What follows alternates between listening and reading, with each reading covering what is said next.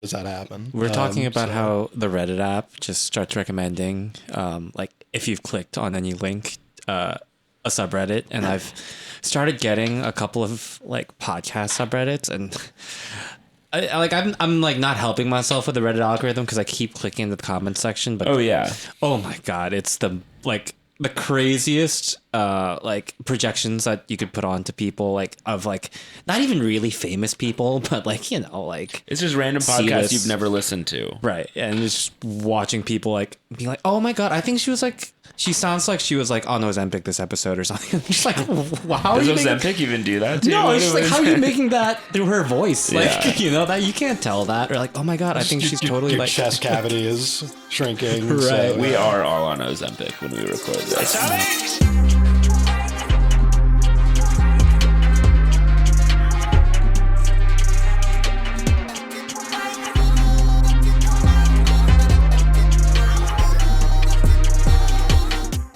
Well, with that, it's episode 263 of You From 202. A beautiful off-season episode in December. We're coming to you right a little bit before Christmas. Who knows if this will be published before or after Christmas? But there's been a series of updates. Last time we spoke to you, the four of us, we had just finished the season. The roster updates had not happened yet.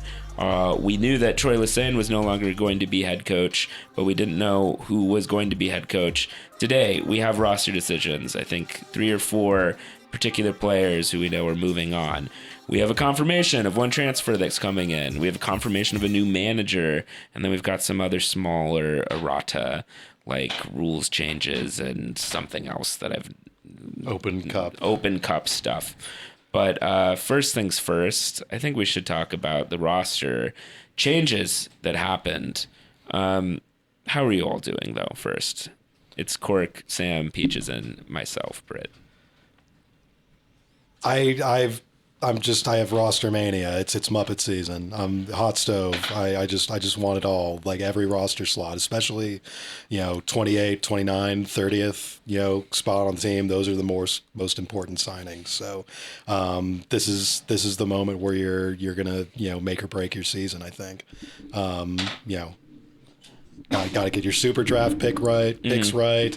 Got to get your re-entry draft picks right. You got to make sure you are calling up the right guys from MLS Next Pro.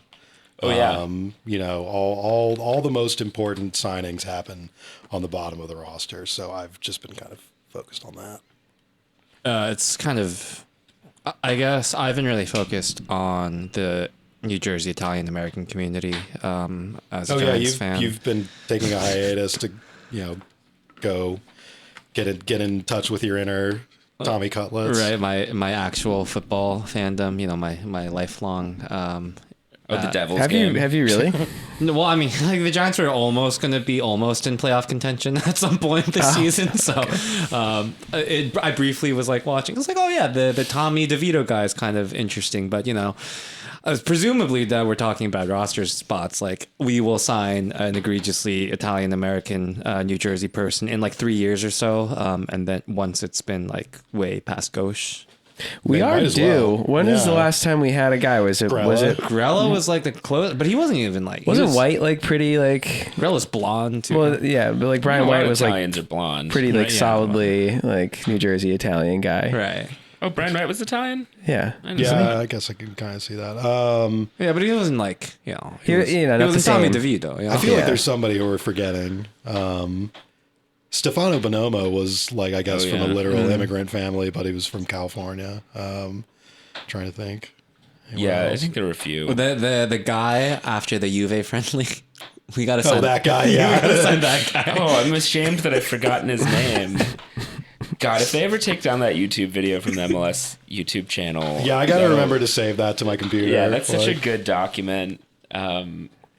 If you haven't seen it, there's just this video. It's like a minute long where like Juventus played a friendly, 2010, 2011? I might have even. Oh yeah, it was when RBA was open. So it must have been just open. So yeah, and I think it was like before. Actually, it was pre-Henry. It was like the Juan Pablo Angel only era, because then the guy complained. They're walking to like the path station back from RBA, and whoever was just doing social media for MLS just like heard this guy, like this Brooklyn Italian guy, like going off and ranting about like Juve and everything, and just thought it was so funny and so neat that he just recorded him. They uploaded it to the MLS YouTube channel. It's very like cinema verite, like it's like a sales film. But the fact that like the guy thought like, oh yeah, this is content, I have to do it. It's also like it's very innocent for that time. Yeah, like people were just like artifact. taking content at the time. I think it was also like somebody is like organically like interested in an MLS team and is like ranting about it. Like this is who we want. It's easy to forget that was very much a novelty. That was exciting at the time. At a certain point. Yeah. I mean, some people like to pretend it still is when it isn't, but at a certain point that was a bit of a thrill. Hey, I'll never forget the Emirates Cup. That's true. Yeah. I was just in Italy, I have to say. Unfortunately, I don't have anything to report back. I did not go to a game there because Roma was not playing, and the only game I could have gone to, I guess Lazio had a league game on the weekend, but it was Lazio versus Celtic during the week. You didn't go to that one? Well, I was like thinking about it, but then the Celtic away tickets sold out instantly, and I would have felt awkward. Just being a regular Lazio customer. Right. Or been like, and I think I could have done it, but then my family was like, oh yeah, should we go? And I was like, this, if I go to this is not going to be a family like tag along thing. I'm going to like be laying low, Yeah. And then I also would have felt awkward, like if I somehow did manage to score a Celtic away end ticket, like taking a Champions League away ticket, American and then would be like, And I also was wondering if maybe they got banned for all the Palestinian flags. Right. But they did end up having an away section. I didn't end up going. But for the earlier part of my vacation, I did go to a Leyton Orient match and live the dream. Saw some League One soccer and saw a 1-1 draw against Wigan. I feel like in my mind every League One or League Two game is just 1-1. Yeah, it's just a 1-1 with 2 set piece goals. The Wigan's goal was a set piece goal, but Orient's wing back was actually pretty talented player. So maybe I'll write a little letter to Dennis Hamlet and tell him to keep an eye out for. Something Archibald. I already forgot his name. Dennis Hamlet is no longer with the club. Oh, that's right. Well, still. Just let him know. For whenever he does get a new job. Hey, by the way, the memory of Dennis for Colorado or whatever.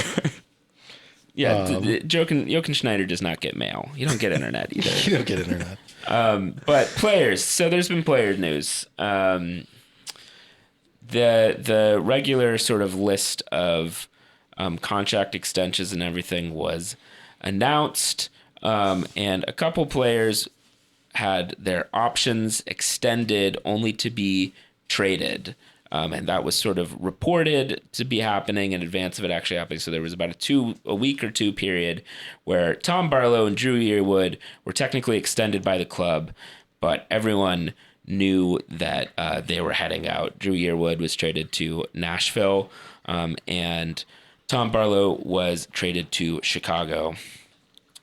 Meanwhile, Omir Fernandez was just regular out of contract. I saw some people speculating that he may be the youngest free agent ever. Oh yeah, that wouldn't be surprising. I think he might. Yeah, because how old is he currently? He's like 24, 25, yeah. Because he signed with us after his freshman year at college, so when he was 19. Damn. And it's been, Because the context isn't, free agency only really became a thing in the last CBA, and they put a requirement for a number of years of service as a full player that before you can be a free agent. So that first class of free agents was, of course, all the more older veterans. So it's possible Omir Fernandez is actually the youngest free agent ever. Well, yeah, the first homegrown to have a semi-long career with his homegrown club, but not become enough of a star that he either moves to Europe or or is even like traded to another MLS team or something. The first guy who's ever had that kind of trajectory, I guess, for homegrown. Because I guess you could even say like Jack McInerney like fell down a division, and then he ended up like coming back up. But yeah, isn't interesting in between. Jack McInerney, man. Wonder what he's That's up to. Yeah. There was something weird. Well, not to sidetrack too much, but there was. I looked this up. Jack McInerney came up for me recently, and when I looked into this, it was a surprisingly interesting and possibly nefarious answer. Just All give right, me a second. I'll let you think about that. But I didn't want to distract from the Omir Fernandez discussion also because it was conspicuous that the club had like a farewell video for him, like with him participating in it, made up like the moment the announcements were made. Oh, I didn't realize. I have to confess, I didn't watch the video, so I didn't realize he was participating. So apparently it was something of a mutual decision. Okay. But yeah, just apparently everybody was on the same page that Omir was just not going to be part of the team next year. Huh. Read between the lines on that. What you wish. I don't know if they think that he would have been in the way or Forsberg would have been in his way or what, we could have thought. But I mean, I don't know. I feel like of all the players who have, been a part of the team during this malaise period over the last 4 or 5 years, he has been far from the worst. Yeah. As far as, just like consistency in performances and like, actual need as far as his position in the squad. So just kind of an odd guy to just have that cut and dry of a departure with. Well, I would say if he was a listener of this podcast for the past few years, this wouldn't be a surprise from his end, knowing that we think, I feel like we've noted that if his development had a little bit more consistency in terms of, I think, playing or, if he had a more stable environment. Right. Yeah. He could have like developed more as a player. I mean, that is interesting because he has now signed with a new club, and it's the Colorado Rapids, who have also signed Chris Armas as their manager. Yeah. That's crazy. Yeah. I did not know that. But I think like there's a point where they're like to his like career, like seeing a new environment would definitely be just good, maybe, right? Yeah, that makes sense. I feel like we've said that about a couple other players recently, but Ben Mines. Well, I mean, he would not be it's not the same official mechanism, obviously, but I mean, effectively, if he's just on board with this decision as well, that makes him what, the third, fourth player in a row, third or fourth like major player in a row, off season in a row, where a player has just been like, I don't want to play here anymore. I'm just going to leave. Yeah, like Sean Davis, Long, and we did trade Muil. That is different, and when we traded Muil, it was a little bit more still peak Armas zone period, so that is a little bit different. But I'm just a little surprised that he would opt to go back to Colorado or go back to Armas. It didn't really seem like that was really like a productive like step in his development. No, like at all. So it doesn't really make a whole lot of sense. Yeah, I guess at a basic level, he's somebody he's familiar with, right? Who he knows what to expect. Good and maybe less bad than we suspected. I think he is a fascinating player, and if when Muil left, of course, I wrote a little retrospective for OAM about Muil's career and like what kind of a time capsule it was or snapshot it was of the club. And of the players leaving currently right now, Omir Fernandez is probably the one that best lends itself to that kind of look, right? Too, because. It is interesting he's going back to Armas when, as we've said, it did not seem to be a very fruitful partnership and way for him to start his pro career here. And it does, though, show that, he does seem to evidently get along with him well enough. I mean, at the peak of our frustration of the Armas zone, we definitely speculated, I definitely speculated that are these guys even enjoying themselves? They don't even seem to be having a good time, even though everyone seems to say Armas is a nice guy. And consistently since he left the club, people have still consistently said nice things about Chris Armas interpersonally and that it's nice working with him, even though his career has been failure after failure, to be blunt, ever since. And so this seems to affirm that still, that people do seem to still like working with the guy. But Omir Fernandez is, I think, a very emblematic player of this era, because, my mind really just goes back to that very visible, maybe pivotal game against Santos, the away leg, when we briefly had scored 2 goals and Omir had scored one of them. And we were very much still on the heels of that great 2018 season. And Omir was poised, to be one of the new, kind of like side peripheral players, but like a perfect kind of little, youth spark to a team that was already settled. Right. And him not working out in that at all was a bit of a canary in the coal mine, or just in the midst of the coal mine, evidence that things were not working anymore. Right. And for me, it seemed like it was very, it was a shame that, especially when he was so young and getting those minutes, he had the potential to maybe still be crafted into being taking the next step in his career. Well, and we've mentioned this a couple times on the show this year, that particularly this year, a little bit over the last couple of years, that he was probably the most prominent example, but he was one of many players on the team the last couple of years who would be so much better as a peripheral player in a team that's well built and settled and doing well, as opposed to, he was playing literally as the central attacking midfielder in tons of games the last couple of years, which just does not suit his strengths at all. And he was also just, both positionally on the field, being central like that, and then also really just kind of being the main creative hub. The main player who was expected to kind of get on the ball in the final third and facilitate other players, and it's just really not his game. And so, he was one of many players who would have been, and maybe that's what he's hoping to get to in Colorado, maybe. Who knows? But that a player who's not expected to be the main guy for a team, who was thrust into that over the last couple of years here. And maybe that's a segue into Barlow too. Yeah, this is not, I guess Omir Fernandez is not really relevant to the future of RBNY for this near future anymore. But right. I have my narrative on what seems to happen, I think also might be that Chris Armas recognized how much Omir Fernandez has pulled him out of some ruts maybe, and has valued him. And, I feel like in free agency, maybe that's where he got the most value, because Chris Armas really wanted him. Maybe.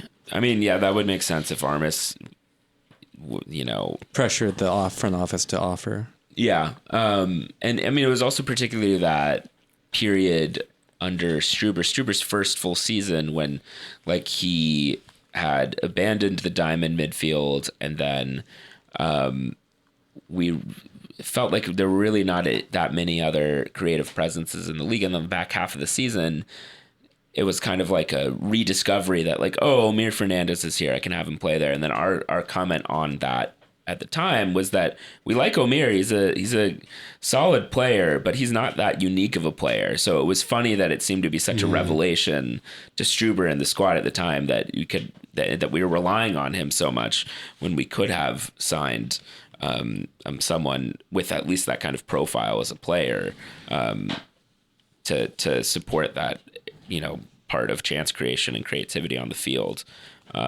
So interesting player. And I think it's a good case study for everything that's gone on the last few years. Mm-hmm. Yeah. But as you said, Tom Barlow maybe is also an interesting foil to this. Tom Barlow has left now to go to the Chicago Fire. They did give us a chunk of change in allocation money to sign him. We extended our option on him, ahead of time, so a sign and trade type of deal. Barlow leaves the club after actually racking up a lot of appearances and kind of being a mainstay. He played every game of last season and is sneakily kind of a defining player of the era as well. Yeah. And not to parallel with Fernandez in a lot of what we just said too. Player who would have been much better as kind of a side piece to a better built team. Player who started his career or came into the team as sort of a perfect example of sort of a weapon that could be utilized by the Red Bull tactical system that didn't end up being all that fruitful, or the system was not all that adhered to. And yeah, just generally a guy who probably wasn't, probably could have, or may very well could show well in the next part of his career, show better in the next part of his career, because there was so much of what was going on here the last few years, tactically, managerially, whatever you want to, pinpoint, that probably didn't serve him that well. But yeah, it's another kind of a different type of enigma from Fernandez, but definitely a strange kind of career and stint that could have only happened at the New York Red Bulls in the last 5 years. It's not his fault he was played so much. Right. And I think he might be the last player to have like a meaningful stint with RB2 and then graduate to the first team. Then not be a homegrown or whatever, be like a draft pick who was.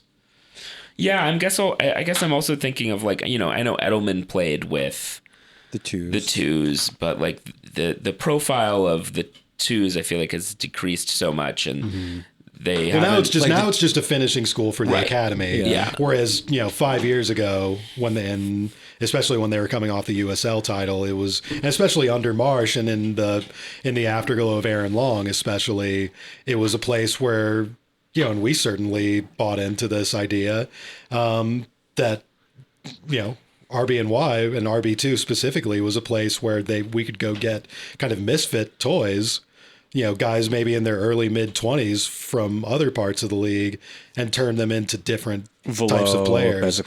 Yeah. And, guys a little bit older and turn them into late blooming pros. And yeah, Barlow maybe is the last of that breed.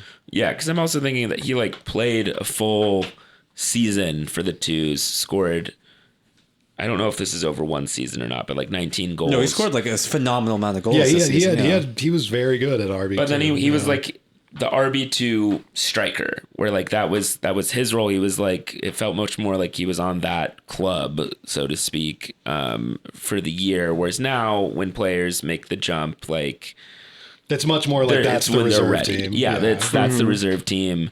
That we don't need to like let RB2 have a full season and have them make a run or either, or like there's they're the reserve team now. They don't have to go through the experience of like being a competitive professional team. Right. Like those aren't even the stakes or the expectations for that team. Yeah, so he's an interesting player in that respect. Maybe I'm forgetting one other person, but Caden Clark maybe, but I mean that's exactly. But that's also kind of almost close to a homegrown. But I will say he was a frustrating player in some respects. Right.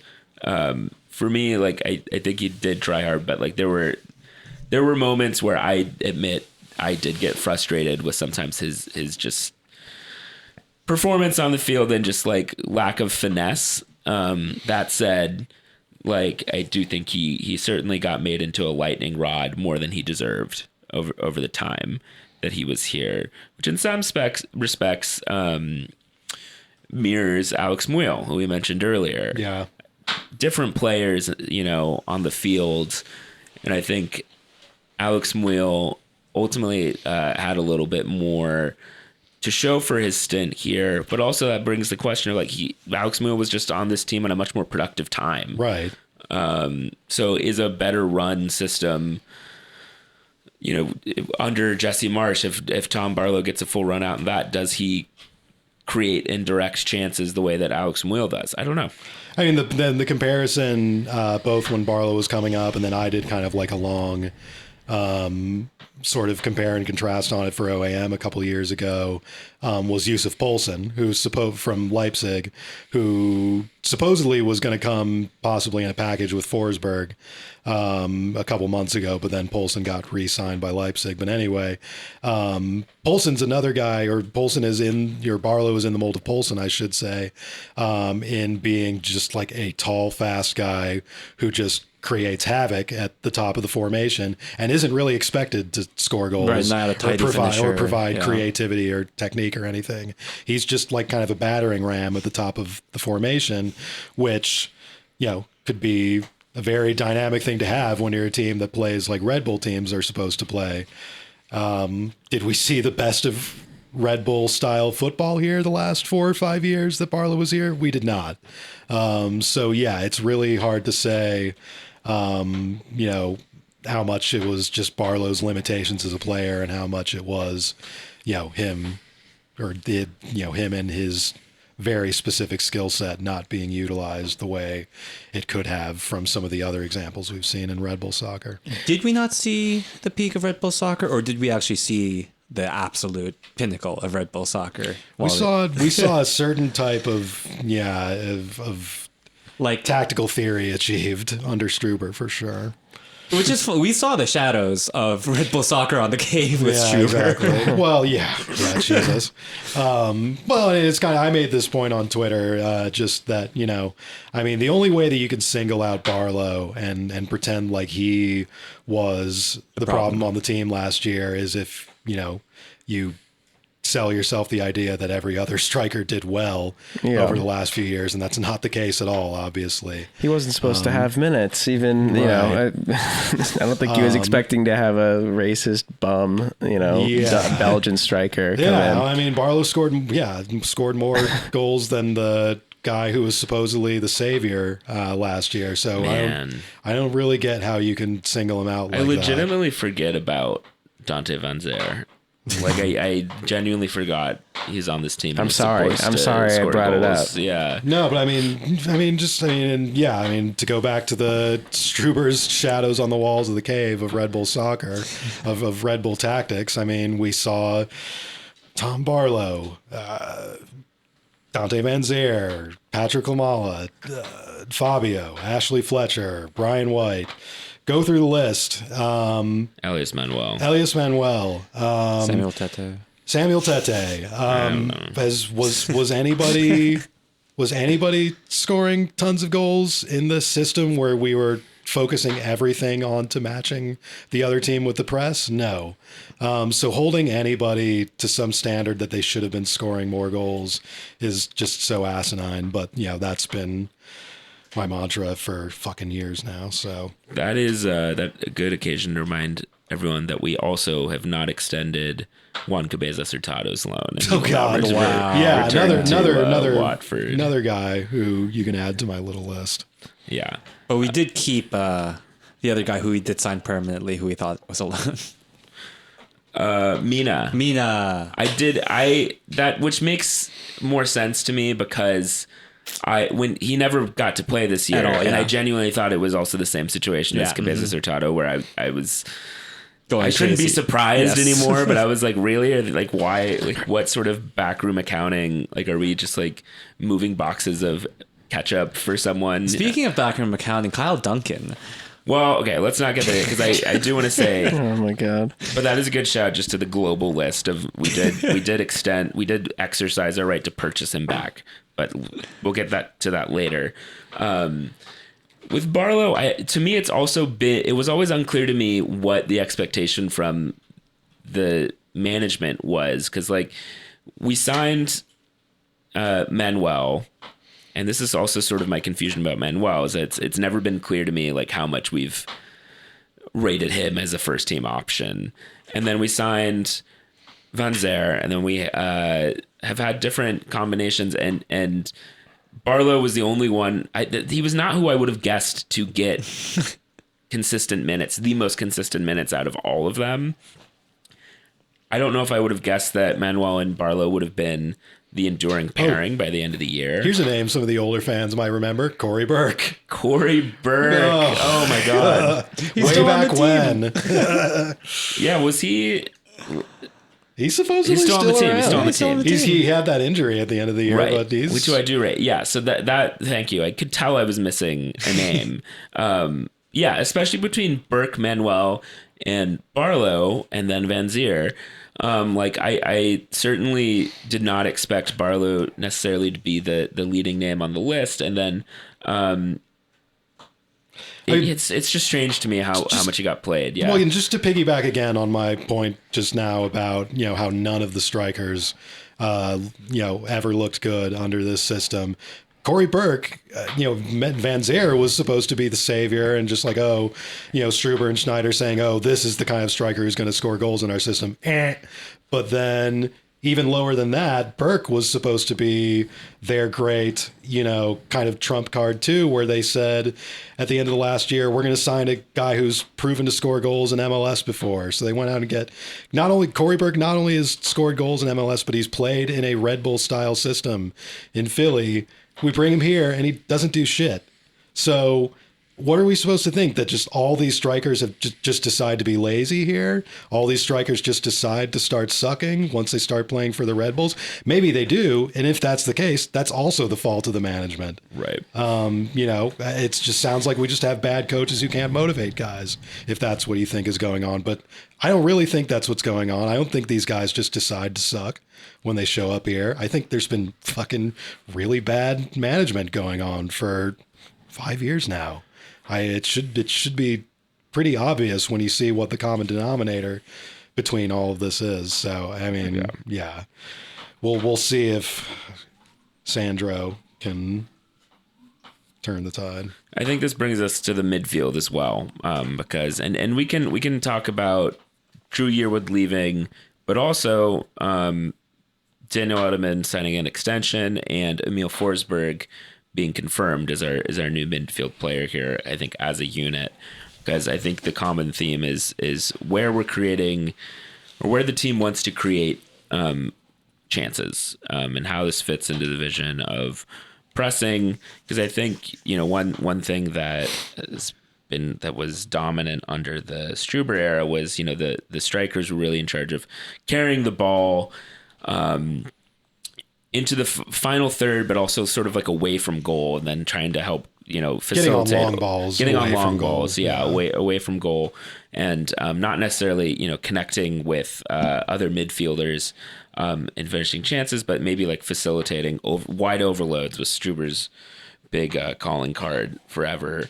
And we, famously did not really have a creative midfield presence. As we mentioned, Omir Fernandez did some moonlighting there at some points, and Lucanius has struggled to find his role there. I think Caden Clark had some good moments there before true. We decided that we weren't going to try to score a goal ever again. Frankie Amaya also had, he was never like a 10, but he did kind of as a more sort of advanced 8, or like had some creative moments there. But again, that's really the first half of that 2021 season before Struber gave up on trying to score goals that season. What an odd season that was, really. But Drew Yearwood also is another player who's, definitely more of an 8, I would say, definitely more of a box-to-box player.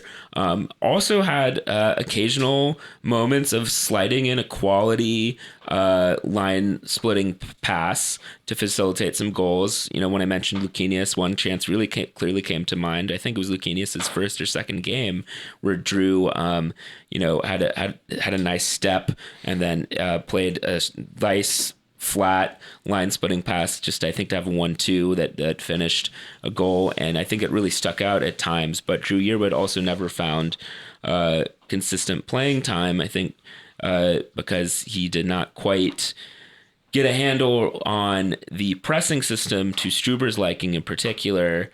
And then there was the on and off again concerns or alleged concerns about fitness, which is something that also plagued Frankie Amaya in that, again, very odd 2021 season. And now Drew Yearwood has been moved on. And it's also an interesting tenure to look at. He ended up being here for 2 full seasons? Is that it? He showed up. Remember, his first game was the first game after Armas was fired. Right. He was signed, and then literally a few days later, Armas was fired, in which we were joking on the podcast that like he was not allowed to touch Yearwood, Right. Because Yearwood was kind of the first big transfer they had made since COVID, Right. Yeah. and really since Marsh left, really, because they hadn't really replenished anything after 2018 because the team had literally just set the points record. So yeah, there was kind of a lot of expectation on him, and so yeah, he showed up in 2020 and then 3 full seasons, 3 full plus seasons. the COVID, last Yeah. half of that year. So that's an eternity in Yeah, Red Bull long soccer Especially because he these was days. 20 when he showed up. Right, that You know, too. his core years of his career. And I think it is important. And he showed that- up as a guy who had a potential Premier League future if he Yeah. had maybe decided to tough it out in England. Yeah. Yeah, as a player with Brentford. Brentford, of course, does get promoted. But then, whether he would have made it to the senior squad is unclear. But it's notable that I think he's brought in before Struber, because I think he's a good example of a player who is not a 1-to-1 fit with how Struber wanted to play very clearly. I think he was a very dynamic player, but maybe not like the absolute cleanest on the ball and being, He's a very, very British player. Yeah. I mean, very 4-4-2 kind of central midfielder, Meat and box to box, potatoes as you guy. described it, where like, yeah, he's not necessarily, getting himself in the right parts of triangles and stuff like that. He's just literally running and trying shit with the ball. Yeah. and I always had a soft spot for him because I think he plays the way that I like to envision how I would like to play. And like, if I have a good Sunday out on the field, I feel like I have these nice big, I make a nice step and I make these nice ranging runs through the midfield, and it's a lot of fun. And that, like me though, he also sometimes his last touch would let him down just a little bit too much. But it always felt like, he's right around the corner. And, I always thought he was a victim of not having quite enough chance to maybe build a rhythm and a trusted partnership with another midfield partner. And to what you said about, not being 1-to-1 to Struber's liking, Struber was not paid to, turns out he probably was paid to just do whatever the fuck he wanted. But at a normal club, he would not be getting paid to, invent fantasy, players who he wants to have. He's supposed to take the players he does have and make them work. And there seemed to be a major disconnect on that part with Yearwood. Right, or at least develop. And then if you don't think he's a good player and you think it's just completely hopeless, make that more clear. Don't waste his time. Don't waste your time. I mean,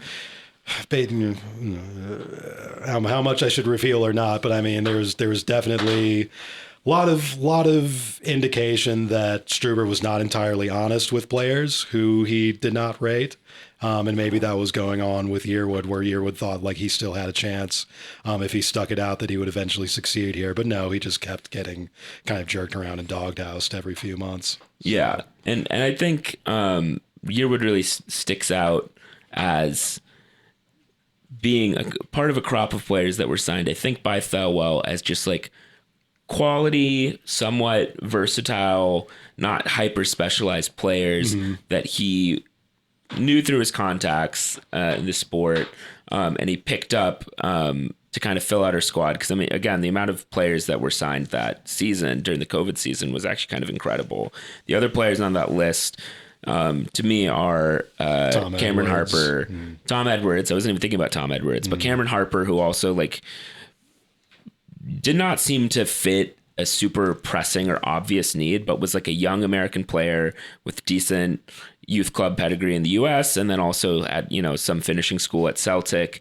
That very much seemed like why not? Let's get this guy in here. Lo and behold, that's been a player that's been just a reliable squad guy for a couple years. Drew Yearwood seemed to be on the more upside of that, of like, hey, we've got a high upside young English player, also not hyper specialized. And then Dylan Nealis is, I think, the most domestic version of that, of a respected NCAA versatile defender. And I think all 4 of those guys were were acquisitions that were made with the idea of rebuilding a squad with some like solid, versatile pieces. And then in hindsight, it really is crazy looking back at that Struber period of like, he built his squad and operated in a way that was so like risk averse and so on edge for the whole time. And now that it's further in the past, really you can ask why, like what was he so afraid of risking? Because he operated the squad where like he couldn't bear to have Drew Yearwood not being perfect on the pressing system for all 90 minutes. But he also wasn't playing in a way where like the players seemed to learn the system gradually more over time. He was playing so like pragmatically to finish 7th every year, and it didn't seem to iterate and build on itself.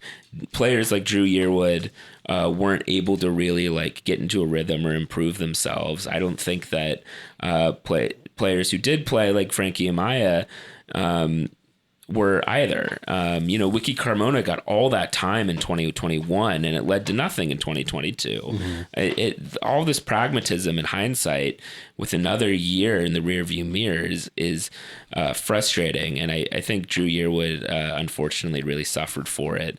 And I imagine he'll I'm expecting him to do well. Yeah, he's honestly. gonna like pop off. Like, yeah, he could. I think. I mean, like, when I mentioned him being kind of a British 4-4-2 player, that's Nashville. Exactly. Like, also, like in that system, he could like I think be top quality in this league. Well, obviously he'll be surrounded, talent. with a more a more talented, more cohesive team. So yeah, if I think a lot of people are gonna sleep on him honestly because of what happened here, but I think Yeah, Doyle was very harsh about Yearwood when we signed him, and I was really waiting. I really was confident that Yearwood was going to prove him wrong, but they never really got a chance to. I forgot about that. Yeah. He was never set up to succeed. No one was. Yeah. Oh, yeah. Except maybe Coronel. But next to him, I next want to bring up, I did mention Dylan Nealis briefly, and that's an opportunity to mention he signed a new contract, which my brief take on that is I co-sign. I think that kind of depth and versatility is good. I think he had a good second half of the season too. I think the first half of the season, I don't like to be rough on the guy, but I do think he was having a bit of a difficult stretch. But I think he's an important kind of player to have. So I'm glad he signed an extension. I think he was legitimately coming back from injury kind of. Yeah. So and then Edelman extended. Edelman is who I wanted to tackle next. Edelman has now signed a contract, a big boy MLS contract. He's no longer a youth player. If you are a fan of that kind of accounting, Edelman's an interesting player. I mean, this is the year he sort of broke out into the first team, and this discussion of Drew Yearwood has got me thinking about him a lot too. Edelman is kind of the opposite end of the spectrum from Yearwood, in that Yearwood being kind of like a loose, maybe not the cleanest player. Edelman is all system. Edelman is all tactics and facilitating and just short passing and to a large extent, that's what was needed in this team. I mean, a big part of the team having a better second half of the year was settling on him and Amaya in pretty clear roles. As we've complained for years now that there haven't been clear roles in midfield in this team for a long time. Now we finally had a pivot where we had Edelman sitting back most of the time and setting up play from deep and making simple passes from deep, and then Amaya moving forward and doing the more risky stuff. And it ended up being a more not only more successful system that got more points, but it was also just much more cohesive to watch. I also think with Edelman, that being said, I do think that if this team's objective is to get substantially better soon and not be in 7th, 8th place every year, I think you do need a player who's a bit better and more dimensional than Edelman. Mind you, he's still only 20 years old. There still could be some more to come out of him, or some more to add to his game, but kind of along the lines of what I just said, where he is just sort of system player and a guy who works when he plays within himself. I think we need a little bit more than that if this team's going to move to a higher level. So we'll see. I think it's also been a thing we've talked about on the show over the course of this year. I think we've had a couple episodes where we talked about how Edelman maybe would have been better served not just being able to step into that role immediately, if he had to actually win it from a more veteran player, or if he had a more veteran player just to sort of show him the ropes and be sort of a control to compare it to. I think any good squad has competition at every roster spot, right? Or every kind of lineup spot. I mean, they're obviously. Well, I mean, we almost had too many central mids for the last couple of years, and now all of a sudden we basically just have Amaya and Edelman. Right, but I mean, they should be legitimate competition, right? Yeah. Is Stroud the third? It's like Stroud's the only actual competition left. Yeah, which is I guess what I'm kind of expecting Stroud and Edelman to be at the same level. It turns out Edelman, I think, is maybe showing that he has a little bit more of those qualities to succeed at top flight. But, my take on Edelman is that he has a lot of those intangibles that helps out a team. Like, he's kind of a glue guy, right? Which is a great trait to have as a 6. You don't really necessarily learn how to do that, and that's not something that develops. But to that point, I don't think he has necessarily the high ceiling. I don't think what you really expect from a deep lying midfielder like him is passing range. I don't think he has a good ball. That's the area where I think he has the easiest potential to add another dimension to his game is getting better at long balls and switches. But in the meantime, he added a little bit of muscle this year. He's still a little bit young, but also just, he's stronger than he looks. Kind of stronger than he looks. And he has some moments where he puts in some pretty fierce tackles, but generally there's a lot of games this year where we were generally playing well, but then couldn't get the ball back. Yeah. And he's a player who needs to be kind of at the front of that. Right. And you kind of have to pin some of that responsibility on him, that we struggled in that aspect some games. I agree, and I also just think he's young, so maybe it'll come with time. But he's kind of an inconsistent player. I think there are games where he's really showing. There's games where his passing is less confident than others. Yeah, for sure, and that's kind of been a big issue with our midfield is that we don't have line breaking passes that are direct in kind of any way or have confidence. And, I think Edelman is one of those perpetrators where there could be a riskier path that he doesn't have the confidence to hit. John Tolkien is the other player. Yeah, John Tolkien actually has the skill set of doing that, but obviously he's not Well, another thing too about what I just mentioned with him and his defensive and tackling skills is that he has a little bit of the Connor Lade disease too, where he got that red card earlier this year, didn't he? Yeah, where he has to kind of, when he does make fierce tackles, it's where they kind of look more fierce and more eye catching because he's really having to throw himself into them, and sometimes that leads to not only cards but even worse injuries. I think it's less, personally think it's less that effect and more just he's a bad decision maker too. That could be. Because he's not really, and that also shows that he's not necessarily positionally in a good spot if he's making those kinds of crunching tackles as well. Too. So that's how you read that situation, I think, as well.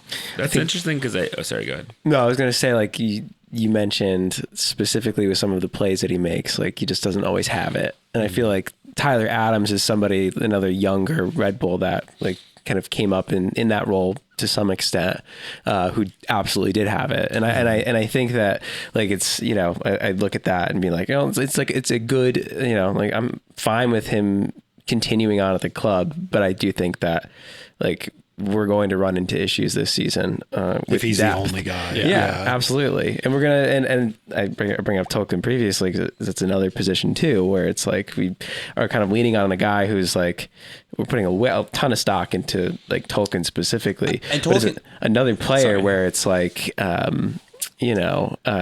very fragile. If that breaks, there's literally just nothing there. And Tolkien is good too, but he we don't really have wide fullbacks on this team at all, right? We don't have people who can play wide on the pitch, really. Like, we don't have wingers, we don't have wide midfielders. Harper, Morgan, theoretically. Yeah, but like, do they really play? You know, they don't really. I mean, Harper Harper yeah. fits the profile, but yeah, Duncan likes to curve inside.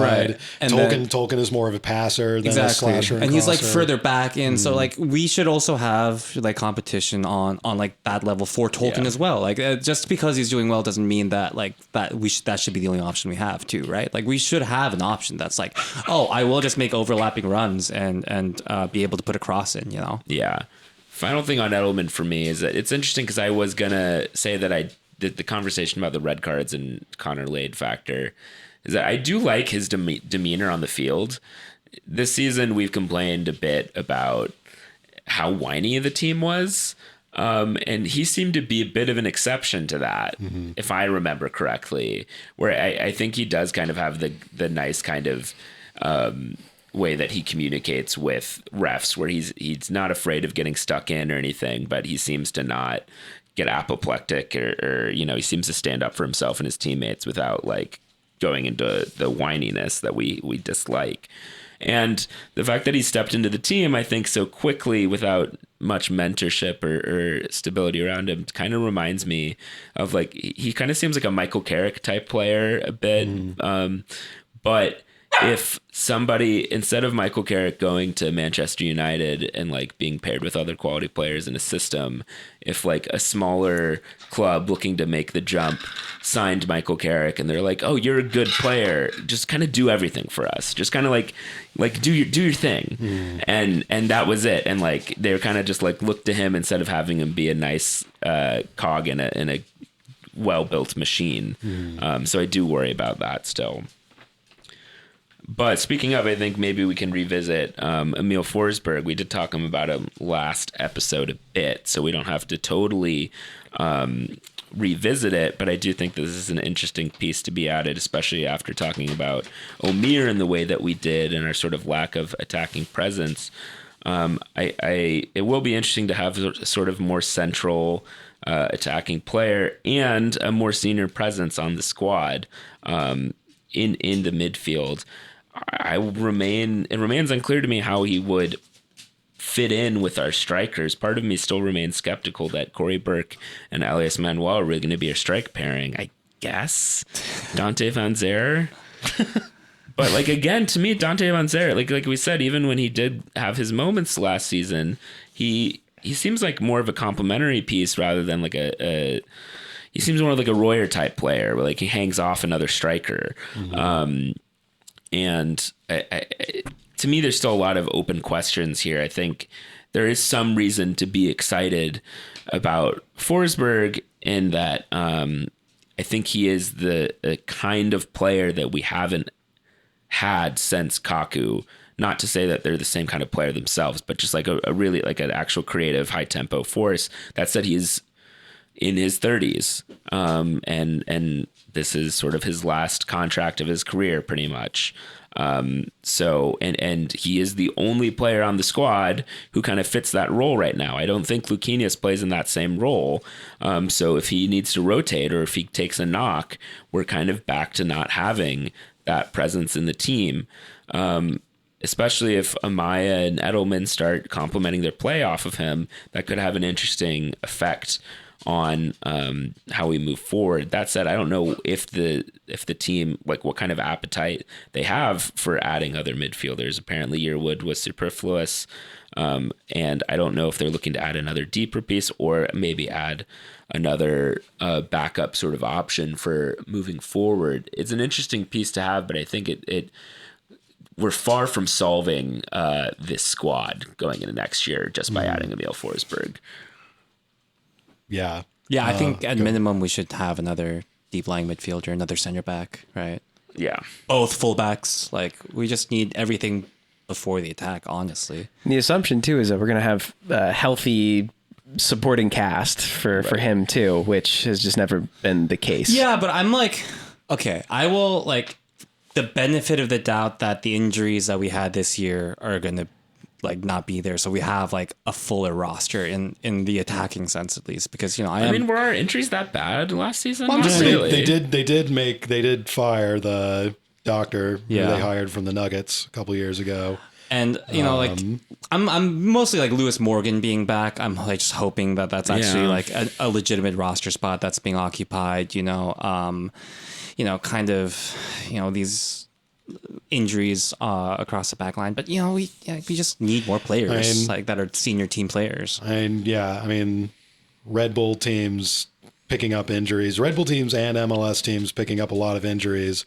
Yeah, I can't help but be skeptical that a 32-year-old Swede playing in a new league for the first time in a decade is not going to run into issues with that. But is he playing on turf? Yeah, exactly. Well, he actually is probably used to turf from Scandinavia. From Sweden, yeah, that's true. But yeah, I don't know. I don't want to be a doomer about it. But yeah, I just can't help but see, in the Daniel Plainview sense, see the worst in this signing. I can't help but just see a lot of potential foibles, including, just kind of flat out.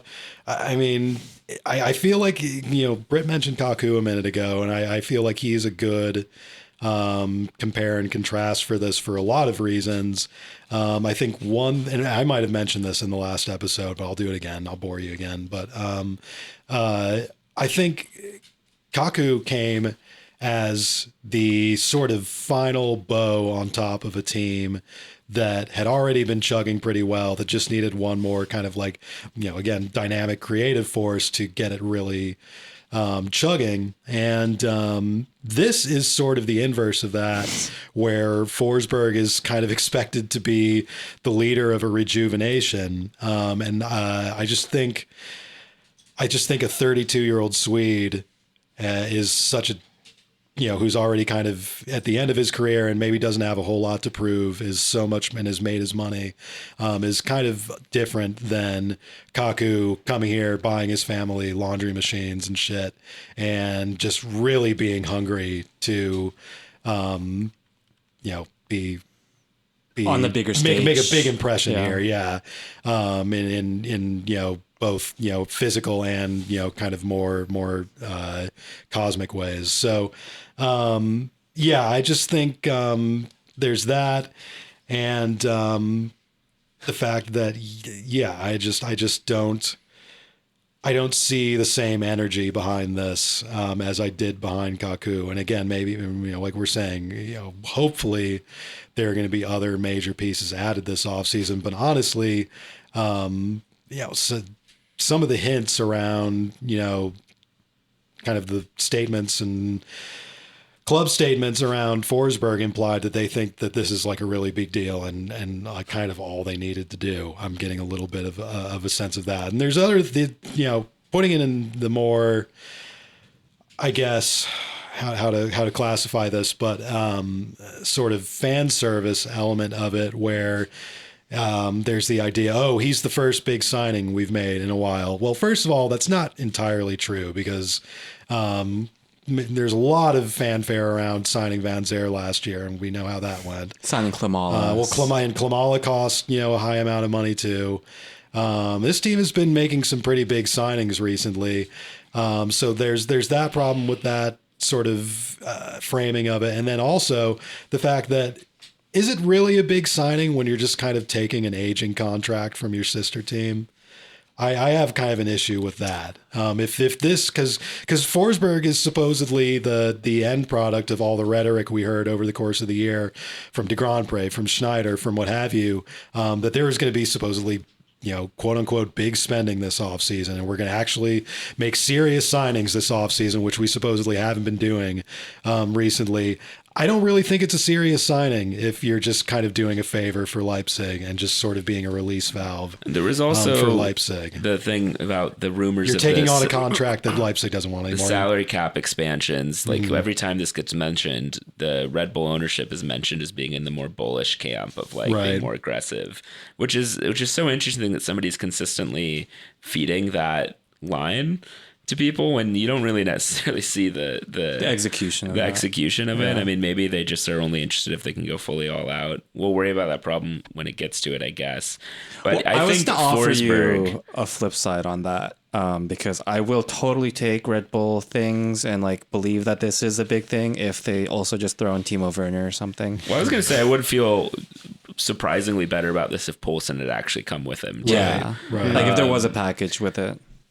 But Forsberg does feel a little bit more to me like Shaqiri or like Christian Benteke joining Chicago or DC, where it's like nice, very solid, but not unprecedented in 2023 MLS. Yeah. Like the spiking of the football here is it doth protest a little much, you know, like it's a little strange. Where I'm like, honestly, not like I think he's his career speaks for itself, but he's not the most famous guy. Let's be honest with ourselves. Well, like, let's not pretend. I mean, even the people who, I guess I should say, the people who follow Leipzig and Salzburg and all that, and the fan base obviously knew about him. But outside of that, can you honestly say that 80-90% of even regular Red Bulls fans knew who Emil Forsberg was before last month? I don't think so. Which, I only bring it up because the club seems to be really huffing their own supply about that. Yeah. It doesn't,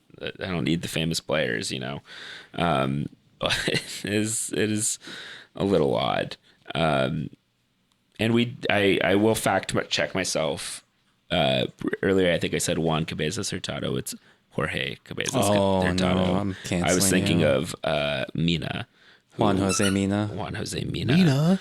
Who is a right back. So maybe that is her depth option. And I wouldn't know because I've never seen him play. Hassan Dom He was let go. So just on the subject of adding depth, we do literally need we need at least one more body center one back. center back. Well, we did get one. We'll get to it later, I guess. Did we draft one? Hey, that guy's a center back, right? Yeah, he's a new. It's a new Nisita. It's another giant guy who they Babe, think they're wake gonna up. Nisita just dropped. Yeah, Sarah's second. it's yeah. That's that. I guess that should probably be the extent that we cover the super draft. Yeah, I'm completely fine with that. Yeah. The guy's name's Aiden something. Yeah. Aiden O'Connor, What school? I don't know. Virginia. Okay. So, any other acquisitions we want to talk about? Because we could also just Kyle Duncan. yeah. So we bought him back. It's like that's just so transparently some kind of like laundering scheme, right? Yeah, I don't know what. Maybe Right, like like- inflation has made it a net win for us. Did Maybe he a net play loss. any games for Oostende? I think he did. Yeah, Played he like did. a few months, right? Also, it's cheap. It's cheap words. It doesn't cost them anything. But when we loaned him that first time, they were like, "Oh, we still, consider him a real option." They didn't have to say that. Like, I don't know. It's all sort of odd. It's odd that we've wanted him back so much above all else. And Hamlet's gone too, and we then he still hasn't want won him. it. Yeah. Like, what is going on? Yeah, strange player. George Weah is the president of Red Bull New York, actually. Could be. Yeah. I part of me is skeptical if he'll be if he's the starting right back next opening day. That will be an interesting tell, I think. Yeah, if Duncan's the starting right back on opening day, I don't think anything's been reset. No, Yeah. I don't think so either. But yeah, I think we need at least one other center back. As we said last episode, my preference is that it would be someone that turns Sean Nealis into the best third center back in the league rather than being The team captain. right. And then and I don't know, getting a quality backup left back is sort of hard for an MLS squad still, but we need maybe some sort of warm body there. If Tolkien Or at goes least down. a different kind of left back. Yeah. Right. And then we need another midfielder again too. I mean, I guess we have Stroud waiting in the wings, but like Like we were saying, we need like a veteran competition for that like spot in the pivot. is our left-sided midfielder just Lucanius right now? And then Well, Morgan Morgan's gonna be theoretically. Morgan. Morgan would Yeah. take the Why was I thinking of him being on the right a lot last year. I don't know. Morgan? Or like the year before, yeah. Okay, yeah, I guess he just played off the left, and then who knows what the striker. And then I think we need another striker. I was going to use this as a comic segue, but into the new manager. But maybe one of our new strikers will be Vedad Ivicevic, who is supposedly going to be one of Schwartz's assistants. Oh, really? But yeah, I'm joking because he's like 40 now. But yeah, new boss. Yeah, he's been named Sandro Schwarz. And the rumors kind of hit right after we recorded last time. Former manager of Hertha Berlin. And interesting tenure and compelling eyes, this guy. he coached Hertha Berlin and hold the fort. Oh. Hold the fort. They were relegated. I thought you might be going, hold the fort. Before that, he was coaching in the Russian league. Oh, no. They're in the middle of the war. I'm getting sick of these kind of relegators. But yeah, there you go. If you want to go through his resume, since you had it pulled up. Yeah. Well, yeah. So he's 45 years old, German coach. When he introduced himself, he said his name with the very nice sort of like German and French thing where like they kind of swallow the R a little bit. Sandro Schwarz. He was a player. Is he Bavarian? He's from from Mainz. Oh, he was a Jurgen Klopp disciple. And he played for Mainz as well. He played for about a decade. So not a fully this is more of a career than Struber, not a Mourinho Wenger type. He actually played. So he did manage Mainz, his hometown club, as well as Dynamo Moscow, and then Hertha last year. And of course they did get relegated. And he was fired in April. Hertha, a notoriously dysfunctional club, but nonetheless, you're not supposed to get relegated. No, I mean that's the first time they've been relegated for a while, right? I don't know. Well, no, they had that really bouncing, bad stint under Klinsmann a few years ago. Okay. So yeah, but not a club where it's easy to succeed at. But yeah, again, They were kind of you never get fired for no reason. yeah. They're kind of pulling a Sunderland for a little bit or something. Okay, that seems like a good comparison. But yeah, he's our new manager. On the plus side, he has managed before. He has Top flight manager. his managerial career starts in 2009. So, a little bit more than a decade of management. His first, starting in the second Bundesliga. How do they pronounce it? The Bundesliga. Zweite Bundesliga. What a German way of writing that. Then a smaller club, but yeah, he has experience as a manager At a lot of different levels. Yeah. I mean, he worked his way up through Mainz and the youth team and stuff like that under Klopp. And yeah, it's a pretty diverse resume, especially compared to, again, Struber and certainly Armas.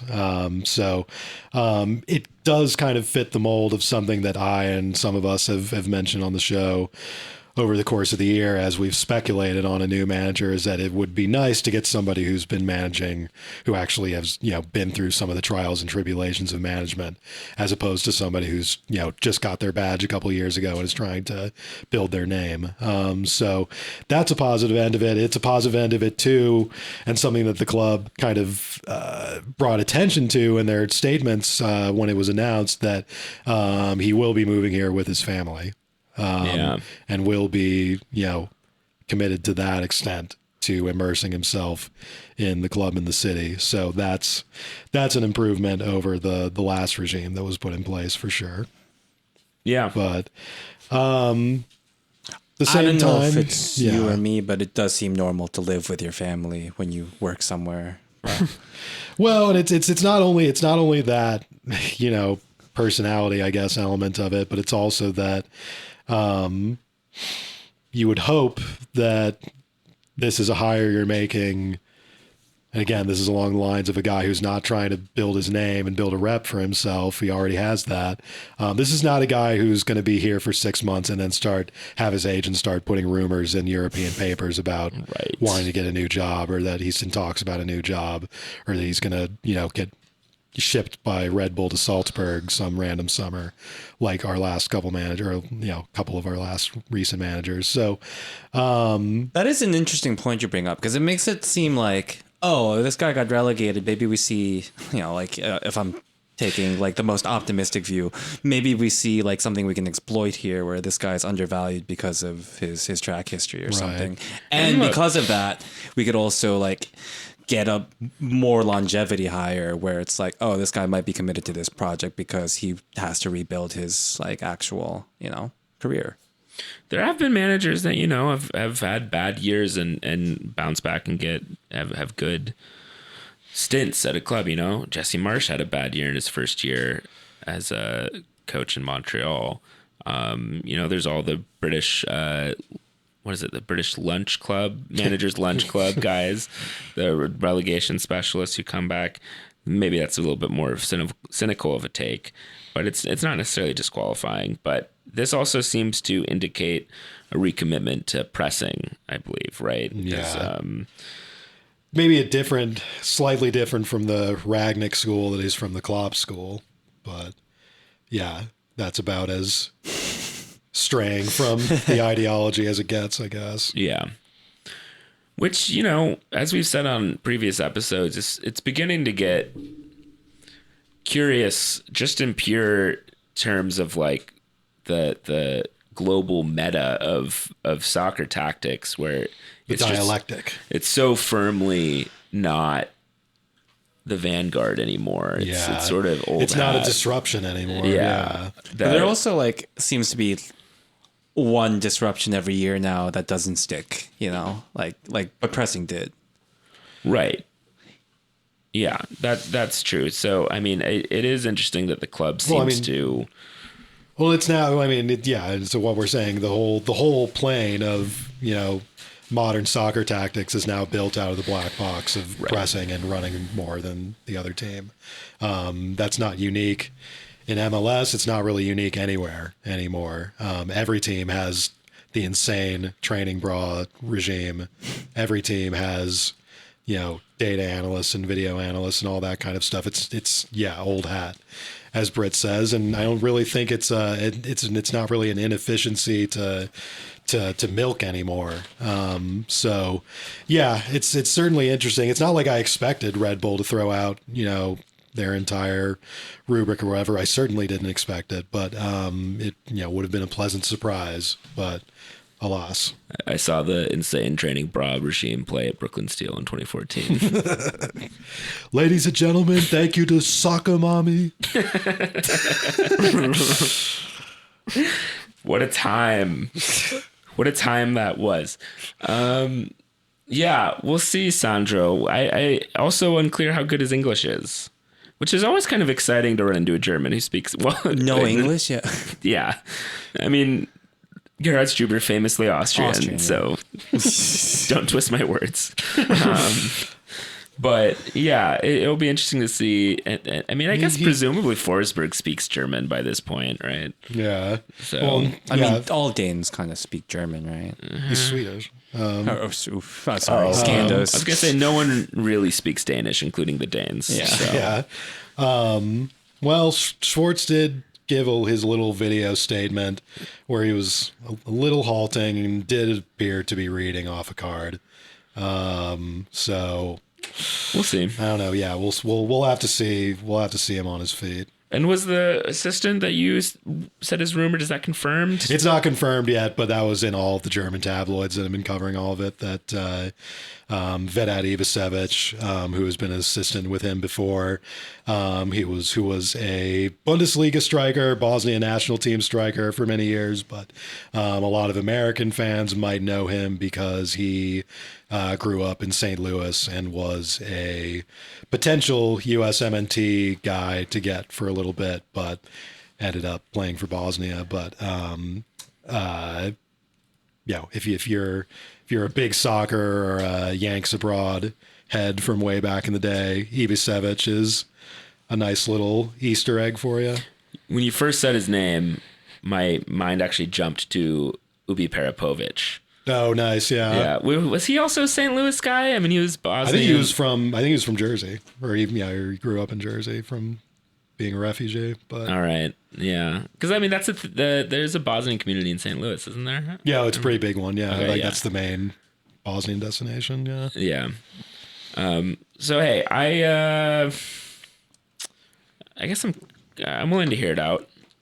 Cautiously I don't know if cautiously optimistic is totally right. There's I mean, we don't have to repeat everything that we've said over the course of this episode, but there's still a lot to fix at the club and still a lot of reason to be trepidatious. There's nothing which is to say, like I think you were getting at just now, Brit. I mean, there's nothing necessarily wrong with this hire on paper, but with a lot of the contextual stuff, it's very much a wait and see kind of thing rather than something to get excited for already. And when you mentioned the thing about agent seeding rumors, I think that it made me realize the thing I'm most relieved by is that this guy presumably is going to be a normal professional, right? And not like the bizarreness that we got from Struber. So that will at least be a relief. Can't wait to see he's a little bit more ready for how the monkey's paw is curling this time. Yeah. So, last time it was like, gosh, it'd be nice if, what was it about? Episode 315, putting Schwartz in the Wicker Man. Well, just be patient, folks. Okay, well, on that, it also occurred to me that the MLS playoffs concluded, and there's the MLS Cup winner. Oh yeah, congratulations, the, Columbus Crew. Columbus Crew. Yeah, I was doing the same thing. They beat LAFC. Apparently, LAFC was good this year. They won the Western League. Yeah. They beat my the American League Dynamo, which was heartbreaking. That was a actually potentially interesting semifinal because those two clubs kind of actually have some bad blood, or like the supporters do. But I mean, again, I don't want to belabor the point. If you listen to the podcast, you'll probably be sick of our fatigue about the league to some extent. But it is interesting to me that we have this final of Columbus Crew and LAFC that it doesn't seem to add up to like the any sort of league-wide narratives or momentum that we had over the season. The Columbus Crew, I think, are quality side, and Wilfred Nancy has really proved that he is that guy. Yeah. Congrats to him, really. Like I think we all said on a podcast previously that we really suspected that he just like really was in a good situation in Montreal, having been there and like knew his guys and everything. I was skeptical that he would be able to transplant so quickly and reproduce it, but boom, he did. So it goes to show the manager, sometimes important, sometimes influential guy in the club. But yeah, not to beat the same old dead horse about Messi and just how the league is kind of marketing itself, but it does feel like this season really was missing a sort of through line of like who the top teams were and kind of the stakes and the regular season building into the playoffs. Of course, this off season, particularly the international break, seemed brutal, and then the 3 games of the opening round. To me, it always seems like a relief when you can finally like sketch out and just like it's not that hard to remember who's going to play who if they win. Because it made me realize that like you got to go all or nothing. I think like with the World Cup or like Champions League draw, it's just like, okay, yeah, like there's going to be a draw after this. Like we don't know who's going to play who necessarily, or like everyone's you don't really worry about who's going to play who. Or like with the Open Cup or FA Cup, it's mostly just a draw. But then with like these things where the bracket is really big and really long and there's a play-in game, it all just seems like a huge tangle of games. Yeah. And once it got down to like 4 teams, I was like, oh, I feel like I can follow this a little bit. But it was literally like 6 weeks after the Yeah, started. it was bizarre. That first round lasted literally like a month and change, and then they had the international break, and then they came back and wrapped up the actual important games within like a week.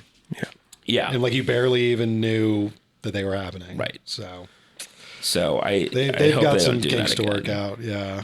Speaking of that as well, the latest Open Cup controversy, of course, has been that MLS announced that they are intending to field the 2 teams, the MLS Next Pro teams, in lieu of the first teams in next year's Open Cup. And I will actually tip my hat a little bit, where I didn't think they had this kind of creativity in them still for something so strange. I said this on Twitter where I was like, I would have been much less surprised if they just pulled out of Open Cup entirely, than by them doing Why this. didn't they just? This is a neat little ploy. Why didn't they just play them? Yeah, well, I mean that's the thing too. You could just register that team as your Open Cup. Well, team. that's been one of the snags in it, is that I guess the players union would be against something like that, and then I guess the players union has been pivotal in MLS feeling emboldened to go ahead and do this, but at the same time, there's nothing stopping MLS teams or any team. I mean, it's kind of a custom across the globe that you do it play. anyway. You rotate some of your side and young guys to play in the cup games if you don't value them. So, Back in my day, the manager would just not fly out to the away cup and not send Thierry Henry. Yeah, RBNY has been a real laboratory for all of this through the years. I didn't even think of Baca because I was going to say us moving the games to Montclair was sort of an early salvo in what this eventually ended up being. But yeah, Baca's pretty funny too. There's the extra touch too that U.S. Soccer has now come out and been like, no, you can't do that. Which reminds me of here's a name some older fans might remember: the European Super League. They're back this week too. Oh, I haven't caught up on that. I saw what's going on with that. They've once again. I don't know if it's just a report somebody's come out with yet, but that Perez and Real Madrid are trying to lead the charge to do that again. Wasn't there like a sports court ruling? I think I saw that. But was that about fair play though, or financial fair play? I don't know. I think it's related to Super League. In any League case, it reminds me of it because it's both cases where I was shocked that they hadn't lined all their ducks up in a row before coming out and saying they're going to do that. You know, especially like with the Super League, it's like you have more money than God knows what to do with, and I would have assumed all the checks had been mailed and everything, but no, they couldn't bother. With MLS, like maybe they're just lazy and they just thought everyone would go with it, but I would have thought they had USSF's sign off before going public, but no. Did they go public? I think this was all like rumors, right? Oh no, MLS. It was literally MLS stationary and like a Yeah. statement that they put out saying we have decided to enter MLS Next Pro. God, that's a fucking stupid name. Teams into the tournament. That was just a misstep on MLS. I don't know. Okay, whatever. Yeah. Well, on the other end of it, and I've ranted about this online too, where it's just like, and yeah, without, like Brit said, going off on too much of a tangent about, where the league is going and stuff like that. The other edge of the sword, besides them claiming that it's fixed. There's fixture congestion and Open Cup facilities are bad and all that kind of rhetoric that they're using. It also seems to be the other end of it is that. And this is part of the creativity that we were just joking about. They've seen it as a nice little way to potentially, sell MLS Next Pro and sell these young players like, names that you're supposed to know about and care about. And it's just, a continued backslide from the league into, just turning into a giant transfer agency. The only reason, this teams sign players is so they can sell them and so that they can turn them into revenue. So I don't like that element of it either, because the club's been literally saying in some of the league has literally been saying in some of these press releases they've been putting out, we think putting MLS Next Pro teams is an important thing to do for youth development and letting people know about the great players in MLS Next Pro. It's like, no, I want to watch MLS teams in the Open Cup. I want to watch the best teams in the country play in the country's tournament. It's crazy too that because just when they did MLS Next Pro, it felt like it was a move saying like, look, we're going to stop the pretense of these being real teams. Yeah. And now for them to go back on this feels very strange to me. I also think if U.S. soccer wanted to make a change to that Open Cup that I think could make a decent difference, now would be a great time to end the regionalization. Because my enthusiasm for the Cup, I think, has really diminished in the last couple of years as the regionalization thing has really felt like it's gotten into higher gear, where we're playing the same 3 teams every year. Well, and I guess that should be a jumping off point for me to say that MLS's case against the Open Cup is not entirely without merit. And the regionalization that Brit's lamenting right now being part of it, and that the regionalization is a cost saving measure, and then that the USSF isn't putting as much money into staging the Open Cup as they should, and I think there's a case to be made for that, and there is a case to be made that a lot of the facilities are really bad, and that pro players should not be playing at like a park. And a lot of that is just, like a lot of things in American soccer and in MLS, it's just sort of a tough fact of life that, soccer is just not that developed in this country. It's not that, deep of a cultural practice in this country. It doesn't have the kind of infrastructure that other countries have had for decades and decades. So it's just one of the growing pains that they have to figure out a way around. I don't think pulling teams out of the Open Cup entirely is a proper way to do that, but it is what it is, I guess. We'll have to see how the chips fall. Yeah. Other rule changes that came out, I guess the biggest headline for like the winter meetings or whatever you want to call them was that they did not blow up the whole system of salary cap or whatever. But, obviously Miami can do whatever they want still. Like, that goes without saying. But there's been a couple of rule changes.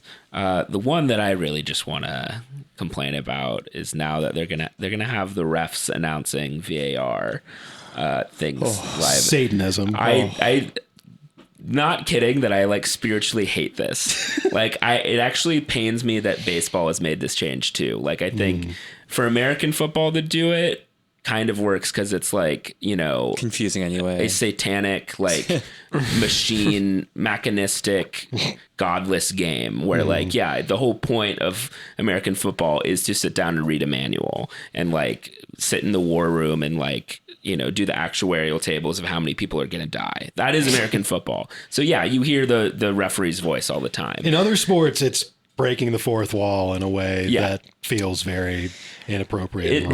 It really feels important to like be watching the game. And I mean, I think we've talked about this before. In baseball, I think it works particularly well because baseball has such a good vocabulary of signals that like there's like a drama to an umpire like calling someone out and like like you can do a lot as an umpire in baseball to express things. And that I kind of really liked after they reviewed things, they would just like point at a base and be like out, and like it works. It's great. I don't like that they're like after review, it's terrible. Soccer, annoyingly, everything's pointing. Symbol is the same. Everything is pointing. It's like goal, point, penalty, point. Oh, it's a foul, point to corner, like point. The worst is like penalty versus free kick? offside, Oh. because then they're like, I'm gonna point to like two yards different, and you're expected to tell the difference from this stance. Well, I was pointing at 30 degrees down, not 45 degrees up. But that said, I still enjoy this more than like the I should not know what Jair Marufo's voice sounds like. I was Yeah, about to say, no. I feel like the worst part about it is, at least in football, like the refs, they know that they have to make an announcement. They've like probably trained a little bit to like put this in their voice. Yeah, like you're saying, Jerry Marufo, like, Ernie Constantine. yeah, It'll be like, funny. Soccer refs are actually much more likely to be out of breath. That's funny. They're probably going to be like huffing and puffing a Ishmael little bit. Elfaf, like these are people who like I see, and somehow like I don't care to learn their voices. No. Like I don't. In fact, I don't want to. Like I do not consent to you. Like We're not fit to hear the voice of God. That's only like the players who enter the inner sanctum of the temple who are allowed to do that. or like players who don't have that many words in their vocabulary, so they're just given, oh yeah, it was a great effort by the boys today, kind of thing. That's the only type of voice I'm allowed to hear on the pitch. You know? Well, and then the other rules are just American hall monitors being obsessed with time theft and the idea that their justice is being stolen by cheaters everywhere. It's everybody's getting shafted, or everybody's getting good calls except you. Right. Everybody's time wasting except your team. So now that won't be a problem anymore, hopefully. They're going to what is the actual mechanism? I'm sorry. It's like you have to get off. You're required to get off the field if you go down with 15 injury. seconds or something. And then you have to stay off for like an X amount of time. 2 minutes. And then, And then if two people come off, they both have to stay off for the same amount of time. And then for subs, you have to get off within X 10 seconds. Yeah. That I also don't like. That's so stupid.